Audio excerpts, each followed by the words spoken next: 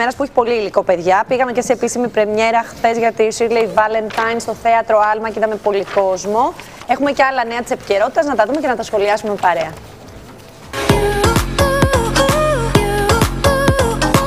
Επίσημη πρεμιέρα χθες για το Shirley Valentine στο θέατρο Άλμα.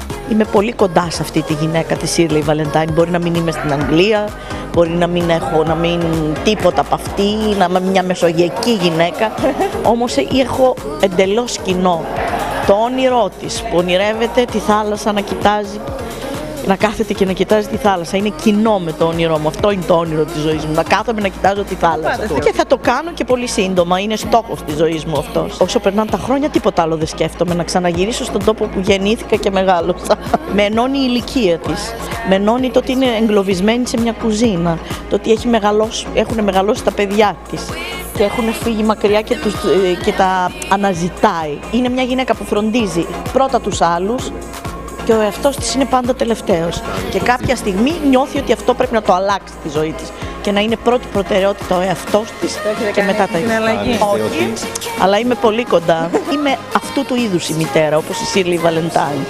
Αυτοθυσιακή μητέρα. Μεγάλωσα έτσι το παιδί μου, με φροντίδα, με έννοια. Είμαι πρώτα μητέρα και μετά όλα τα άλλα. Και τελευταία είναι ο εαυτός μου. Δεν νομίζω να υπάρχει άλλος Έλληνας πια στην ηλικία μου που να μην μπαίνει στο ίντερνετ.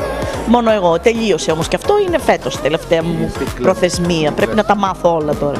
Το Shirley Valentine είναι ένα έργο που είχα πρωτοδεί όταν ήμουν νέος με την Αλίκη Βουγιουκλάκη στο θέατρο Αλίκη. Περίμενα τη στιγμή να μπορέσω να το κάνω. Θέλετε να μπορείτε να παίζετε μέχρι τα βαθιά γεράματα? Ναι, χωρίς να παραβιάζω, επειδή έχω την αίσθηση του μέτρου, χωρίς να παραβιάζω κάτι. Δηλαδή την ηλικία του ρόλου ή την αισθητική του ρόλου. Αυτό ναι. Κοίτα, όσο μεγαλώνουμε, λιγοστεύουν οι ρόλοι. Τώρα στα 80 νομίζω θα έχω λιγότερους να παίξω.